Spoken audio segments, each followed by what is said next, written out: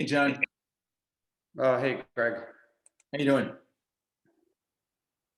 Good. What's going on? Good. Well, we have Bill joining us. He should be here any minute, and so that's what's going on. It's working it, man. Um, did a lot of work on. Well, there wasn't much to do on the AT panel that I had to do. I put it up there. I think it makes a look. Well, the feedback we got from Leslie and Dania, one of them said, keep youth, get rid of elementary. And the other said, keep elementary, get rid of youth. So we're going to have to wait till we be able to talk to both of them to kind of consolidate that feedback. And you just the youth So slash that's, elementary.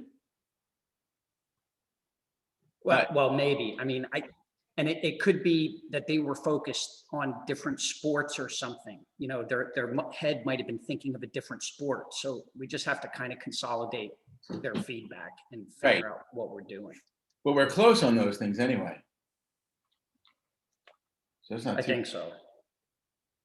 yeah. Now, Bill put something in too, and it came through as file from Android. I was trying to figure that out. Did you see that also on Slack? Well, on Slack, Yeah, yeah, when you post your profile thing, it always says file from iOS. right. So I don't know how you post it or how it does that, but Yeah. So his never came through. I didn't see anything from him. It just says posted in Team SRS clarifications file from Android, but I can't see the file itself, which is weird. And I have mine up there about ATs. Athletic trainers are sort of different because they're almost always trained in doing the athletic training, and the only ones who don't need licensures are ones who are working in commercial settings, like vocational trainers, occupational trainers, those kind of things, where somebody in the factory hurt their ankle or something. right. So Yeah, I haven't looked at Slack since I think late Friday or something. right, okay, Let me take a peek. See what I see. okay.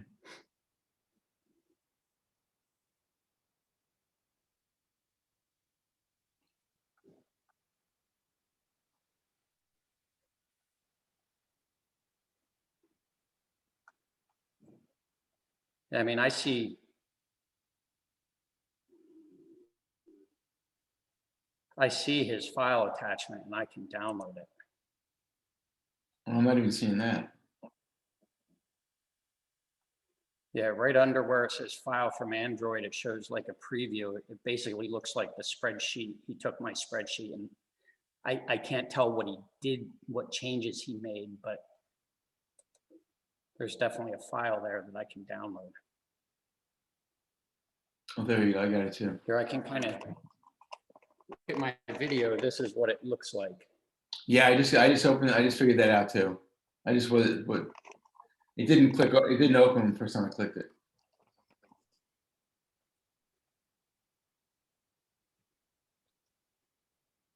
So how do you think we want to approach this the first question?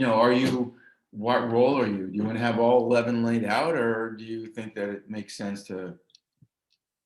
Yeah, I think we just should put the 11 roles. And, one of the pieces of feedback we've gotten from people is, like specifically for fitness trainer, they're like, well, certain people don't quite associate themselves with fitness trainer. So I think, the language that we put on the screen should say fitness trainer, strength and conditioning coach, yoga instructor, wellness. We should put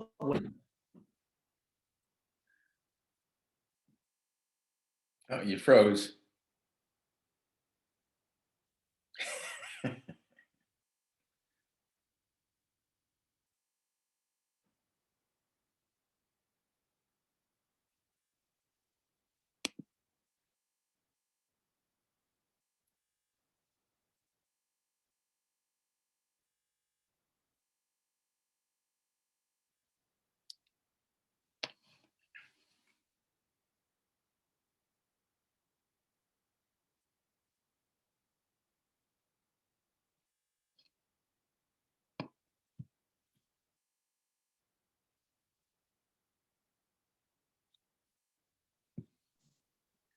There you are. We lost you. Yeah. Okay, so you're saying we should put whatever we want to. I think the Wi-Fi card in my laptop is starting to go. Oh, really? I lose internet every once in a while. Aye. So anyway, I'm not sure what exactly you heard or didn't hear, but I think basically for the roles, you're going to have 11 choices. Right.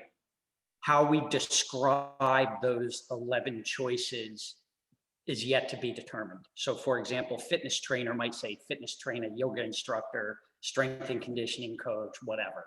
Well, I like the way And we might do the same with, I thought you did a smart we year. might say the same thing about athletic director. Because if you get someone who is, let's say, an assistant to the athletic director or a subordinate to the athletic director, they would probably pick athletic director. So the language might be athletic director / AD staff, something to kind of qualify and capture anybody else who wouldn't be what we're calling that role. Like in our database, the role is going to just say athletic director or fitness trainer. Sure. We don't have to make it be everything, as the name or the description in the database. It's just the language to the user so they know what to pick. So I think you should have all 11 roles there. Right. I agree with you there. And then the next thing is we should have, a list of all the sports. They could start typing the sport name and we could give them kind of a filtered pop-up of suggestions that match. Right. So if I type ball, it's going to pop up some suggestions like basketball, football, baseball, but not tennis, not rowing. Right. So that kind of thing. And the sport page will have the sport and the level. And when you pick a sport, the levels that are related to that sport are going to be available. Right. So what if you're playing collegiate basketball during the college season, the rest of the time you're playing pickup or club? Or how are you going to manage that? Well, I would go in and I'd say basketball, college. I'd continue through filling out, the rest of the info, the team name, the league if I want, and whatever additional questions, whether I'm recruitable, et cetera. Right. Okay. And then I'm going to say, when we ask them, do you have more sports or teams? I'm going to go back to that sport page. They'll pick basketball, pickup. Right. Or maybe it's not pickup, maybe it's adult or recreational or something, whatever term we end up having as a list for basketball. Right. As far as the levels. So they would go through that. So what that tells me is there's going to be, when I say basketball, college, there's certain questions that are going to be specific to college basketball, such as your team name, the league, etc. There's other questions which are going to be more not necessarily related to the specific team, like, are you recruitable? Now, this is a poor example, but let's say I play for 2 different colleges. I play basketball for 2 different colleges. I don't know how that would happen. Yeah. Okay. Maybe I'm taking courses at a community college in addition to being a full-time university student, and I play basketball on both teams, whatever. Right. But the point is that some of the questions you ask, like, what's your favorite moment in this sport, doesn't particularly apply at the team level, right? So if it applies at the sport level. So as we start to develop, what are all these extra questions we ask? We have, like, if I have 3 basketball teams I play for, the question, what's your favorite moment in this sport? Hey, guys. Hey, Bill. You know,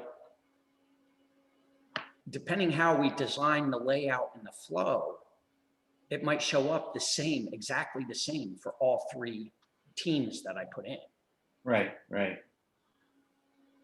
Or it might be different where it just shows up more at a higher level under basketball, something like that. So, we have a lot of work to flush out exactly, like what we're looking at right now is just very high level questions. Yeah. What sport, what level, et cetera, those kind of things. All these additional questions that we end up asking, we have to kind of figure out where they fit in relation to the rest of the data. Yeah, I like asking that question, what's your favorite moment in your sports life, way up early? Because I think as soon as you get through like saying what sports I play, you're going to have your maybe for each one of the sports, you just want to ask, the first thing you ask is like, what's your favorite moment in this sport? That kind of thing. Because you're going to name your best sport first anyway. And then if you ask that question, it's going to be a fill-in answer, obviously. But it gets someone to start talking about themselves. And I think that's the I mean, the other thing too is if I play college basketball and I play pickup basketball, yeah, it might be worthwhile to say, what's your favorite moment in each of them in college basketball? Yeah, like winning the March Madness tournament or something, Right. or making the Sweet 16. But my favorite moment in pickup might be totally different. Yeah, it might be I was playing in the local high school and Will Chamberlain showed up. Yeah, something. So we have to look at how those questions, do those questions correlate to like a team level or to the sport level, et cetera. And we have to make that decision for each and every question. Yeah. So that kind of thing. Hi, Bill. John, I have a question. Can we always add more questions and improve upon that as we go along? That happens a lot of work to do all that kind of change. Well, it requires some database work because you're going to want to put the questions in the database. Okay, because we have good questions. You want to expand upon that, that'll be good. Later on, if we don't get something. Yeah, ideally the questions are going to be in the database. And as you go page by page, there's going to be something in the system that says, here's the sequence of questions you need to pull from the database and in what order. So you do have to make, if you want to start adding questions, because they have to fit into that sequence somewhere, you're going to have to manipulate the database somehow. Now, maybe you can add new questions through an admin panel, so you don't have to do programming.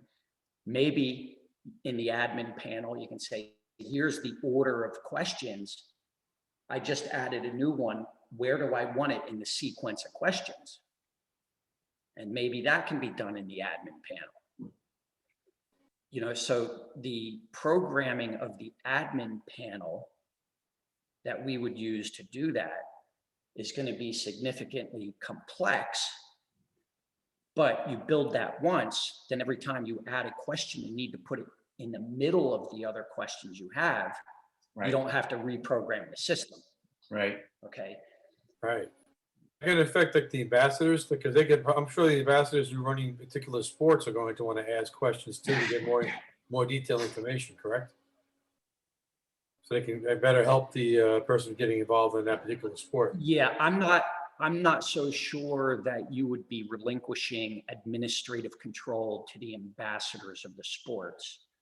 I believe that the ambassador would contact someone at UBsports, and until we have a full staff, that's probably Greg or Dania or someone like that who's managing a particular sport.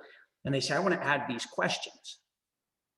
And then somebody on our side is going to say, ooh, that's a valid question. Okay, we can put that in for this sport, but do we want to add that same question for other sports now?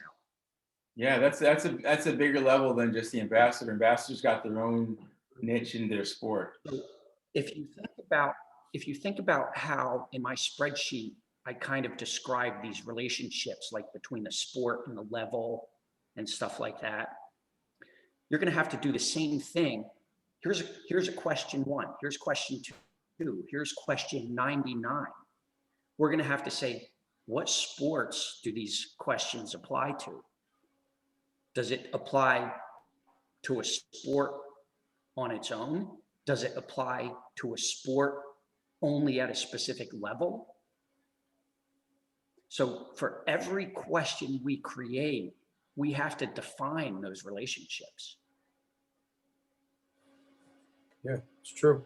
I'm also worried about 99 questions, so to speak. We have that many questions. So who would want to join our list to get that many questions? Unless we kind of make sure we reiterate or explain. I know it's an exaggeration, but still, we have to make sure we tell them, hey, we got all these questions we're asking you to get better detail to help you out in your particular activity or sport you're going to do. Yeah, and you know, if we look forward to like the recruiting modules, when we build the recruiting app and stuff, you know, Greg, mostly for you to pay attention to this, but when we come up with all of the metrics and the stats and everything that we want to capture, like certain stats don't apply to certain sports. Like how much can you deadlift or bench press doesn't apply to someone who's a swimmer. Right. So the question is, do we still display all these stats? So if a swimmer goes through, they have to scroll past all of like the weightlifting stats, or do we not even display them? And if you choose to only display certain stats and things for certain sports, we have to define those relationships also. I think this stat goes with. I think that you're exactly right. There have to be some questions that you just ask that are very generic. How tall am I? How much? What my weight is? My BMI is? What my standing reach is? Either arm length or height. And then you go into more performance-oriented stuff. So you have bench press, bicep curl, leg press, shoulder press, those kind of things. And then, for bicep curl, you really want to have a number of reps to say that you can really do like 12, 50 pounds. So those things would be general performance, right? Like as a skier, I don't think weightlifting information is relevant to skiing. Now, leg press would be. Maybe it is when you're at a high caliber. Right. When you're a high caliber skier, okay. Right. But the idea is, if the metrics and the statistics don't apply really to a specific sport, you're not going to. Are we going to inundate that person with a page of stats? Well, that's what I'm thinking. I don't think there are more than maybe 10 of those performance-oriented things that we even want that anyone's going to answer who doesn't care. But after that, then you're down to sport-specific stuff. I disagree. I think if you're a college football player going into pros, I mean, there's all your weightlifting stats, the jumping stats, the reach. Like, there's more than 10 questions, metrics or stats. Yeah, right. That would be the next level. What about grouping them into certain groups? Like, and before you get the group, if you're not into weightlifting, disregards questions 6 through 10 or something like that, and skip over that to the next one. When we go through and we look at all of the stats that we're going to capture, we're going to say, okay, well, these are all weightlifting stats, or this collection of stats applies to weightlifting and this sport and this sport. So we might not just have a relationship between the sport and the stat. You might have the sport related to a group of stats. Right. So baseball might be related to group 1, group 2, group 3, and those groups then break down into the exact stats that you want. So you can see that this becomes a very tedious process to define all of this stuff. But it has, you have to do it in order to build the system. Yeah. Somebody has to make whether it's one person or all of us, has to make those decisions as to what things apply to what, how do you categorize them? Like, it's a lot easier to go in, if you come up with, oh, wait, we need to add this new sport, because we're going to get a new, I don't know, national organization or whatever you call them, governing body. We're getting a new governing body coming on for some sport that's not in our database yet, so we want to add the sport. It's a lot easier to say, okay, when somebody's in this sport, we need group 1 stats, group 7 stats, and group 12 stats. Right. Than it is to go through and pick the 40 individual stats. Right. Right. Exactly. So how we categorize these, this information architecture, it's how do we architect that information? And I can, once we get what it is we need to have in the system, I can help organize it and say, this is the way it looks to me, how to organize it, but like, I can't go through and tell you what the stats are for every sport. Right. Right. Now we're doing, this is like almost like a cookies for us, right? In the sense where we're going to get the most information, more information we get on a particular person who's getting in there, the more we can gear things towards them to help them become a better athlete or coach or trainer, whatever it might be. Correct? Correct? Well, straight out, not even cookies. It's really, you're just asking them questions. Yeah, but it's sort of like a cookie setup. You're kind of getting a better framing of what they like, dislike, and what they're good at. So that if something comes along, you can make sure they get involved in it. I would think so. Well, that's why the first question we ask is what sport you like. What's your favorite sport? And then we ask you what your other sports are. And then you break down into those and find out what their roles are in those sports. And then you take it from there. Now, Right? And then I'm going to name my sports. That's different for the roles because the roles are more professional and you're going in not through sport, but by what you do and take it from there. yeah. Now, one of the things that came up in a previous meeting we had was, when we launched the site, should we have all 100 sports that are in the existing system? Should we just have every single sport that exists? But perhaps in order to start getting the site usable, we only have the sports where we know we're going to have users. Like whatever groups are joining, Greg, like, you would have to tell us, the tennis association, whatever groups, like basketball. But maybe we only have 3 or 4 sports so that we can focus on the questions and the stats that we need for those sports. Because if we try to do like 100 sports, okay, maybe all the sports are in the system, but we don't have all of the profile flushed out yet. And all We have about 40 sports already with data in them, like, the news and blogs and that kind of stuff.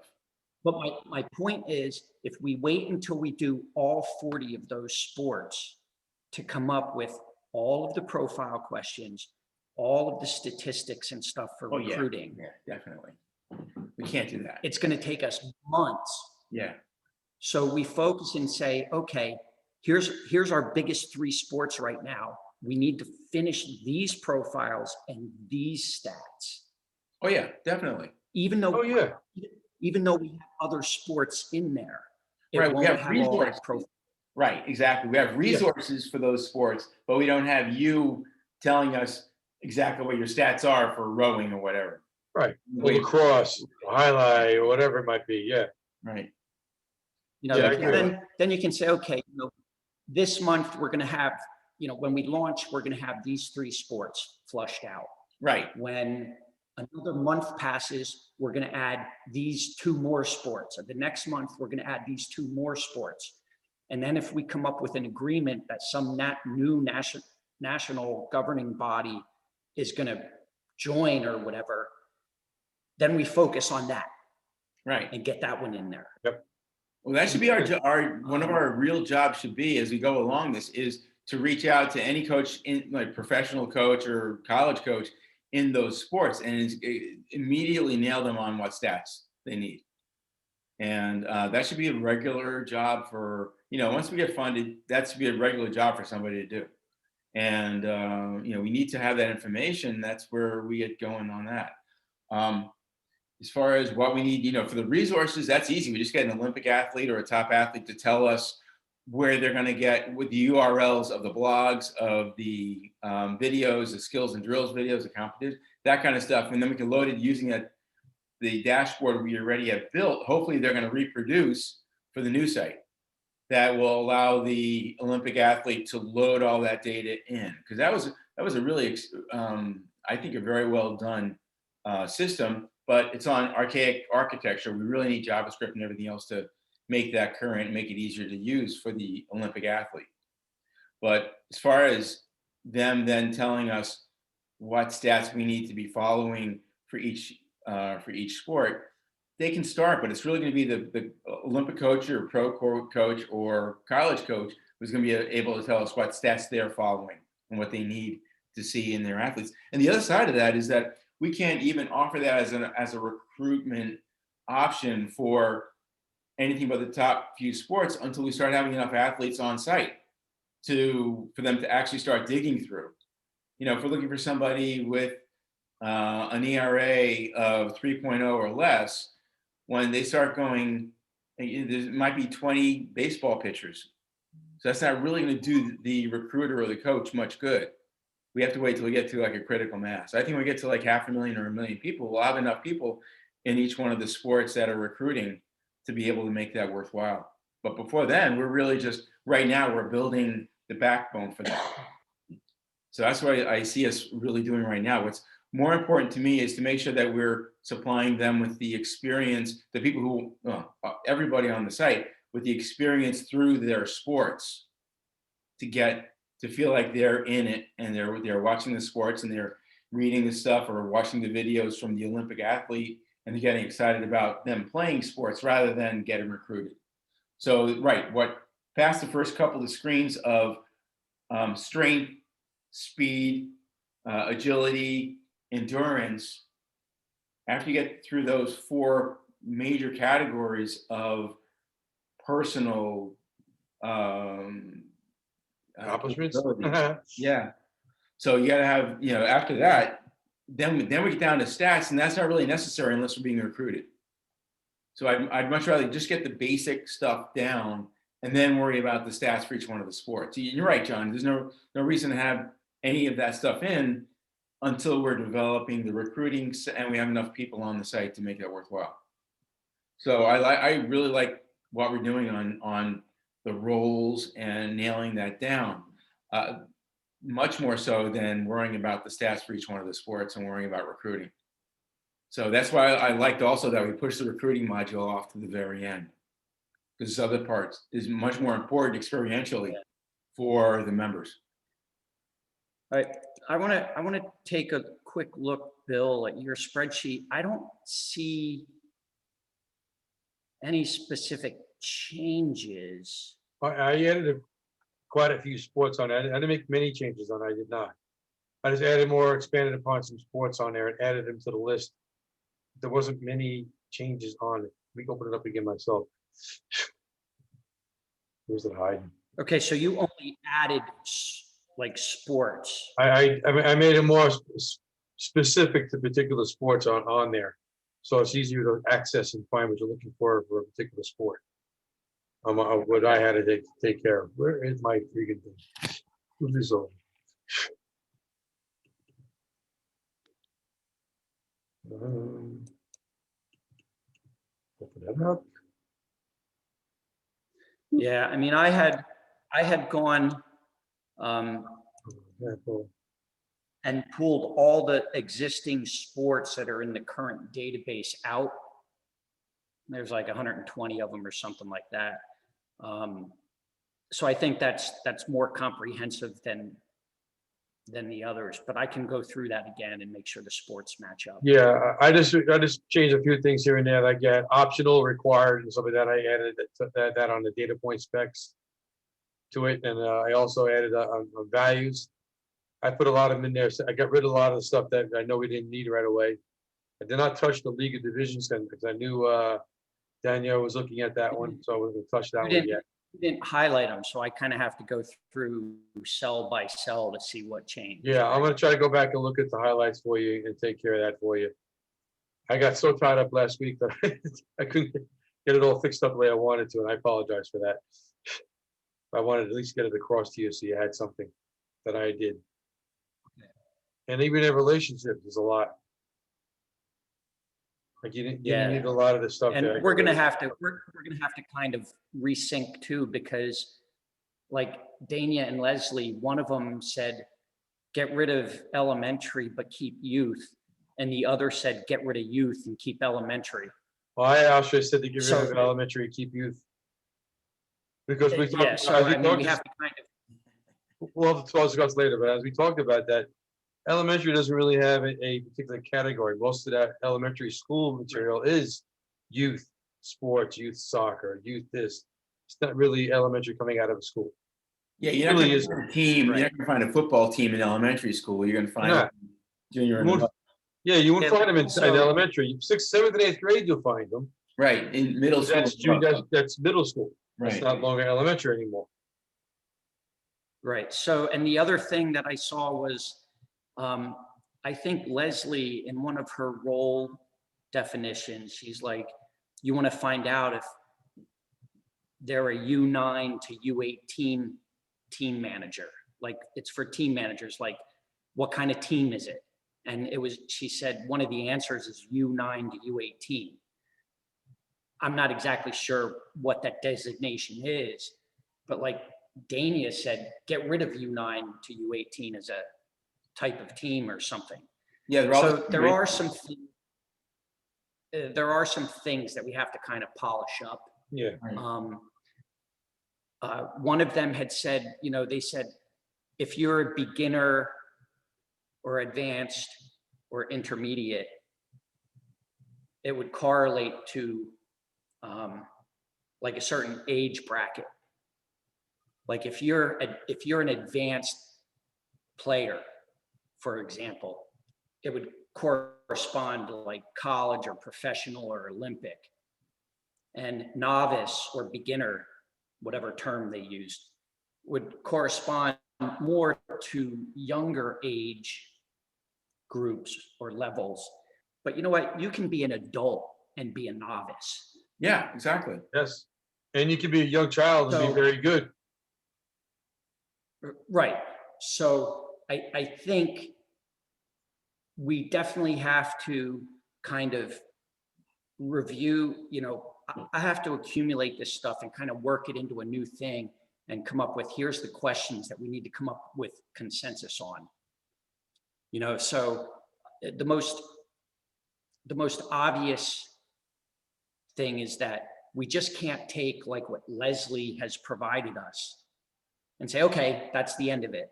Right. And take what Dania has provided and say, that's the end of it.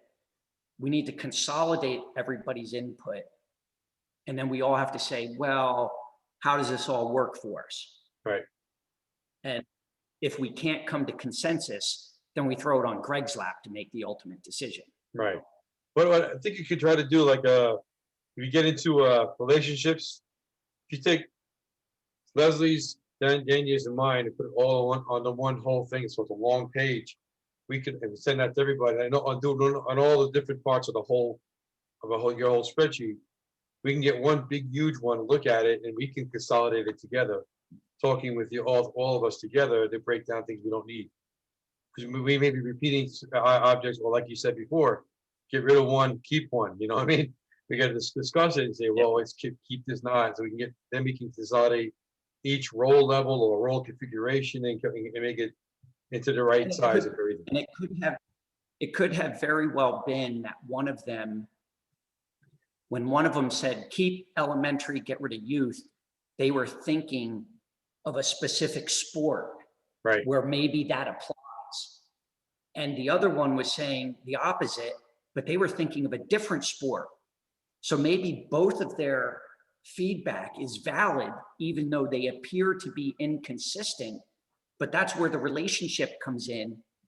And you would have some of that overlap that I described, Right. that maybe we keep both elementary and youth, but elementary is only available for this sport and youth is only available for that sport.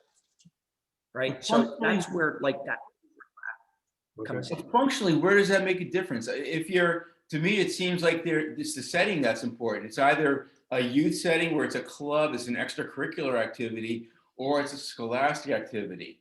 And if you think about what sports you're going to be worrying about, all this development and stuff that we're talking about before junior high, that's really all going to be youth extracurricular.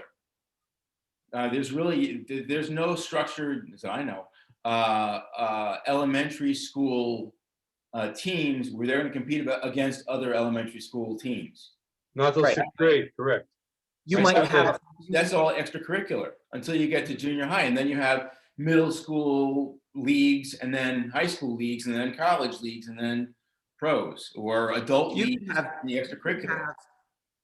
you could have 4th and 5th grade kickball teams. Yeah, they won't, Right, they won't that are play, they after won't play another high school though, I mean, elementary school though.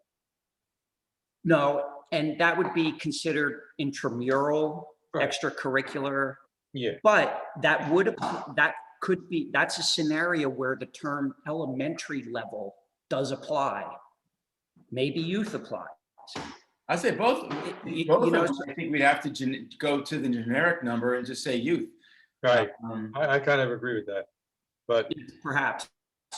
Because it's Right, not going to make a perhaps. difference functionally if you're talking about that kickball team, if they're in a scholastic or extracurricular setting, they're one team playing against another team in a local kickball 4th and 5th grade league, and that's great. And it might not even be a league.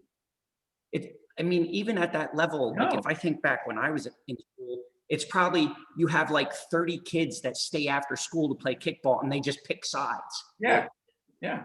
It's like organized picking, right? So Then the parents will be Yeah, involved. so those- They've got to drive them back and forth, and they have to be on the site anyway because we're not going to take anyone under 17 Right. unless they have a parent involved. So, you know, maybe you have the coach or the teacher, the instructor for the kickball players Right. signs up and uses it to do stuff or whatever. Right. well, yeah. In any case, these are the questions we're going to run into. These are going to be the conflicts I discover when all of the input is consolidated. It's going to be like, okay, here's things that are questionable that we have to make decisions on yet. Right. Yeah, well, I'm ready. I'm available anytime you want to talk about that, John. Actually, after 10 o'clock. Yeah, I think we actually So- have to draw I'm the not- map out. We're gonna have to like do like trees all over the place. It's gonna be a forest by the time we get done. Yeah. So I like that kind of stuff. I hate to say it, but that's like my bread and butter. I love doing that kind of stuff. So sign me up for that too. Well, that's great. Yeah. So You you see know, where I did my mine? next I'm always thinking next about how steps to are do going that. to my next steps are going to be to take the feedback that I got from everyone, kind of attempt to consolidate it and identify those things where we have, you know, decisions that have to be made yet, you know, Right. where things are unclear. The reason why I gave it most- back to you as a spreadsheet, John, is for this reason, that you don't have to go crazy trying to go through it, add it in there and drop it. I just figured you take what I gave, drop it on the bottom of yours. And if they gave, drop it on the bottom, and then we have a whole list, and we can see what repeats, what doesn't repeat, get rid of it as we go along and discuss the situation. I thought there'd be less hassle for you that way, but that's just me. I don't, that's the way I think. Yeah, I mean, ideally that's good. Like the easiest thing is if there's a visual indicator, right? Like you send me the spreadsheet back and things that you added, you highlight. Highlight, green. which I didn't do. I know I got you do that. Things that you want to delete, you don't delete, you just highlight red, Right, you know, and then visually I can look at this column and I can say, oh, these are new. This is what you want to lead it, you know, and that's going to be kind of how I proceed when I consolidate stuff. do you want me to go You know, I'll back and have do the that for things you? that I can do that. If it doesn't take you a lot of time, It'll take me okay. about an hour or so. We gotta get it all done. Yeah. you know, that would be helpful, because then I Okay. don't have to go like line by line on every column on every page. Okay. I'll go back and do that. But if you've already deleted stuff out of the spreadsheet, I wouldn't go through the effort of adding it back in and highlighting it red unless that's going to be really easy for you. Yeah, I made a copy of what you did, so that your spreadsheets as is, mine, and I had the same copy that you did with deletions in it. So I'll just put them right. It's easy. I can do that. I'm gonna add what I mean, I want and get rid of the stuff you don't want in red. That's all. Yeah, and that's certainly the easiest for me because it's a visual indicator. It's not that big of a deal, but I have to go through your feedback. I have to go through Dania's. I have to go through Leslie's. I have to go through Greg's. That kind of stuff. Right. So it just makes it, the easier it is for me to see the changes that are desired, the better. Okay. That's all. Greg, is Dania going to be back by Monday? I think she's only gone for a week, so she should be back, I believe. I'll find out. I have to text her later on anyway. So I'll ask her. We should make sure that we're ready to kind of discuss this. I'll try to do my part to get everything consolidated at this point. Yeah. Before Monday.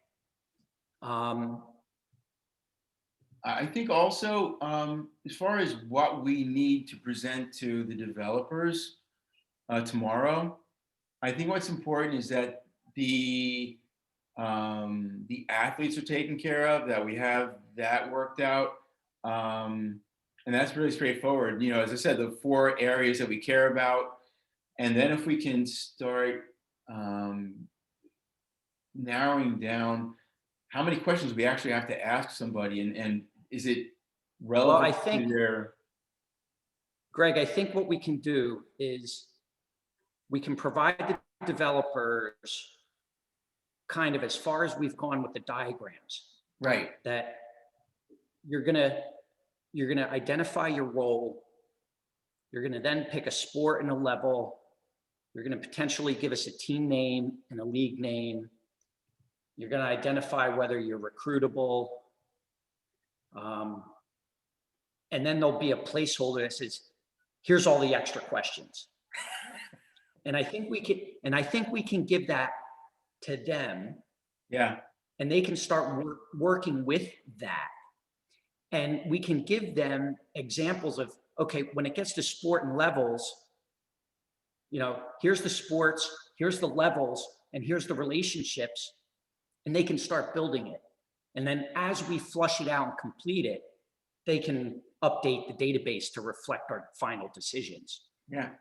I don't know that we can really get much further. I don't want to give them anything with specific questions, like all the additional questions yet, because they'll end up spending time putting the questions in the database, thinking how to sequence it. And then they're going to have to go back and redo it because we don't even know how we're going to deal with it yet. Yeah. And we're going to add questions and thoughts. Yeah. Exactly. Right. I'm thinking we need 10 questions to start off, though. Yeah. So we can give them like the diagram and what our expectations are of how the sequence of questions will flow. And they can come up with a database model to support that without actually having the relationships all spelled out yet. That's good. That can come later. The fact that they know that there are relationships between sports and levels and this and that, as long as they know it exists, they can build that into the system in the database. As far as what the actual data is, like what the values are for that stuff, we can give that to them later and they can just update the database. Say, these are the new values, that kind of thing. Right. So that's what I think we can give them on Wednesday. See, what I'm caring about with the professional roles is what the next steps are, how they differ from one level to another, and how we then take that to get their teams and groups into UBsports. What's the next step to make this site functional enough and exciting enough for them to invite their people in. And if I'm a coach, I'm going to want to get my athletes on because they want to learn how to play better. I want them to learn how to play better. And we have resources that's going to help them play better. So if I'm a coach, that's going to be the hook to get them in, right? The other functional, operational hook for a coach is to give them a scheduling system for their practices and for their games. And then on top of that, there needs to be a fan page for, number one, the players, so they can what jersey number they are, what positions they play, and a picture of them. And then for the fans to look at that, and then to be the fans to be able to see what the schedule is for the team. So for me, that's the functional needs that I think are going to drive us to collect a lot more people, or a lot of people quickly, is to get these, as I always said, my marketing strategy is centers of influence. I want to make it operationally beneficial for the coach to bring the kids in, because kids are going to learn how to play better, bring the fans in because they're going to be able to see when the schedule is, and also to be able to invite the kids and the parents, if it's like an extracurricular thing, to practices, because the parents have to drive the kids. So there have to be, those operational things are what's important to, I think, the company and to the site to have that grow most quickly. And the faster we can do that, and of course, the fan experience, because we have an Olympic or pro athlete on the top of each one of these sports, is going to be cool. We can go out and market that with SEO and SEM and say, hey, we've got, Mark Spitz as our swimming guy, and come read his blog on a regular basis.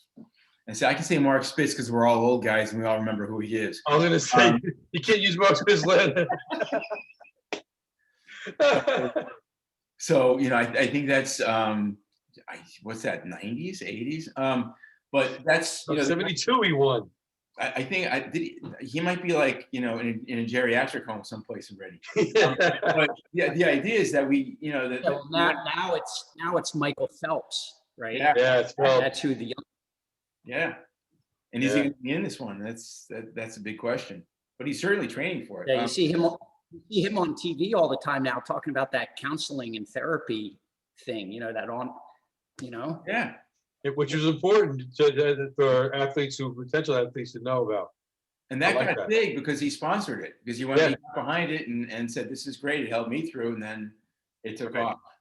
So that's what's so important about getting these Olympic athletes involved, because, some of them are going to win. Some of them are going to be gold medalists. And if we have the blog leading up and the vlogs leading up to the finals and then the gold medal, that's gold for us. I mean, in the literal sense. So that's why I want to have these involved, and then have them bring in their fans and everybody else. That's why I'm asking every one of them, how many followers do you have on Pinterest and Facebook and Twitter, because that's how we're going to be driving, and Instagram. That's how we're going to be driving our traffic. So, so I'd like, as we're going through this, we have to prioritize what's going to be the experience for the person, the member who comes on, who decides to join.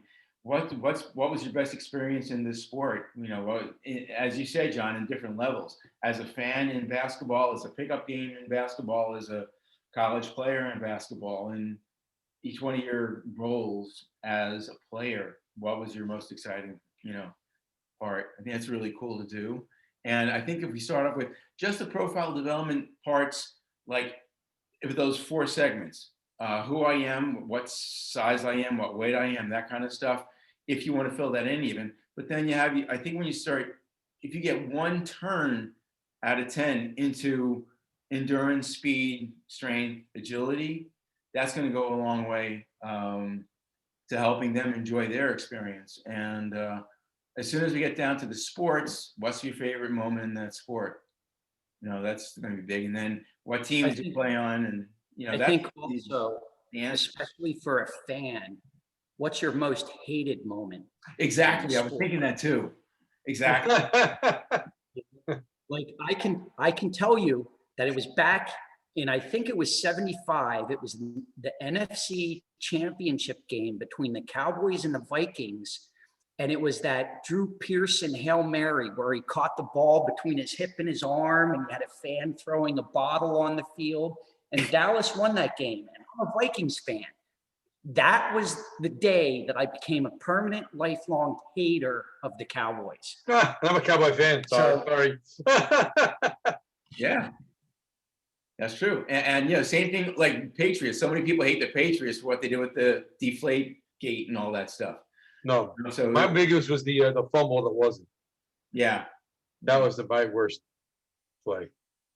The tuck rule. Yeah. There was the deflated balls. Yeah, There was the deflate. spy cam at the Jets game where they were, filming the. and they The Cheatriots. Then I can't believe they even tried something like that.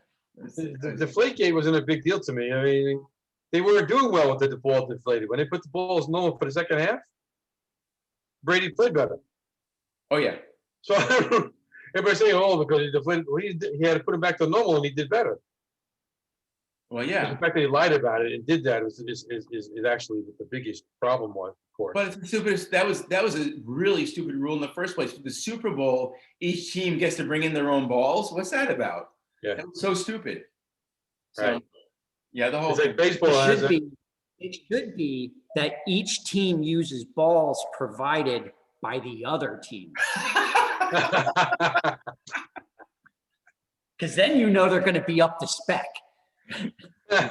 Maybe a little greasy.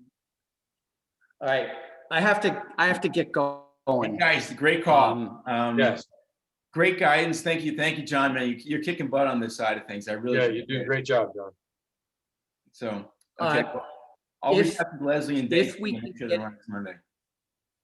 Yeah, I mean, if we can get Leslie and Dania together, like for a call on like Thursday, Yeah, I'll see what I that can would do. give us a leg up over Monday's meeting as well. What time are you available, John? On Thursday, Yeah.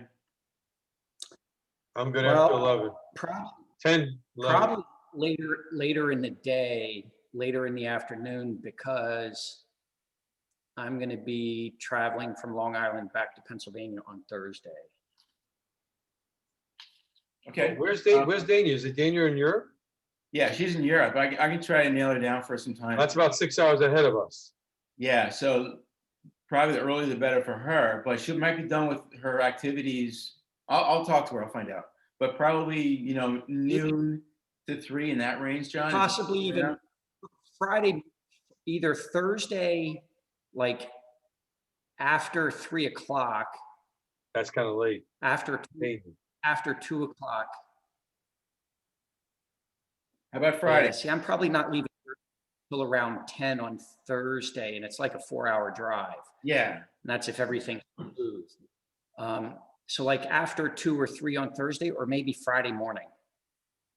And that would, What is Friday and that morning, would still give me the rest of Friday to finish up with anything that we've decided that day.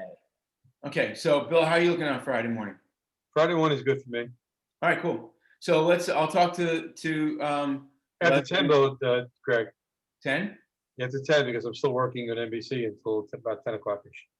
Okay, so Sometimes longer if I can work around that. okay, so we'll say 10 temporarily, and I'll get to the rest of the team. We'll try to do that.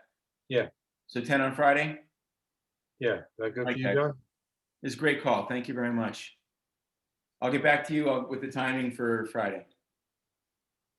Sounds good. Yeah. Thanks, gentlemen. Thanks. Great job. Cool.